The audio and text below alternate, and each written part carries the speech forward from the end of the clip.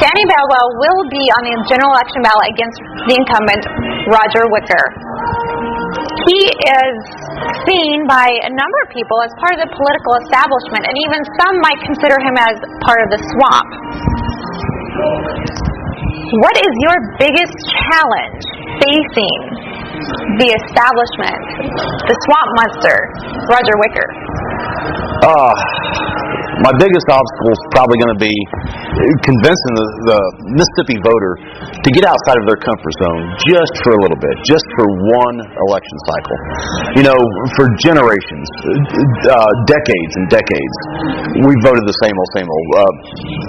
Voters in Mississippi, they align themselves as either Republican or Democrat, and this is where we're at. You know, I said it earlier, we're $21 trillion in debt. We've created a regulatory state, a police state, a surveillance state, and every aspect of every person's life is now controlled by bureaucrats in Washington. It was the Republicans and Democrats that did this. There's no one else to blame. So, is Roger Wicker part of the swamp? I think he is. And how am I going to overcome this generational voting pattern? I said earlier that blind party allegiance has nearly destroyed this country, and I mean that. Blind party allegiance has put us $21 trillion in debt, and it's created all of this government that we have now. And what's really cool, I think this is really cool, Mississippi has a chance to lead this time here. We've got a chance to lead the rest of the nation. And what I mean by that is that we've got a chance now, Mississippi, to put our foot down and say, no more spending, no more out-of-control government. We're not going to do it anymore. We're not going to do this, and Mississippi's going to lead the rest of the nation. And we've got a chance here to do this. We're going to lead the rest of the nation and get a handle on this out-of-control debt, this $21 trillion debt, which is unsustainable. And we can actually lead the way for the rest of the nation. And I want you to think about that. Think about the message that is sent to the rest of the states when Mississippi elects first libertarian. Think about that message. Think about the establishment in Washington, D.C., the establishment in Jackson, Mississippi. Think about their reaction whenever Mississippi elects the very first libertarian to the Senate. That's going to be one heck of a message, and I think it'll wake some people up.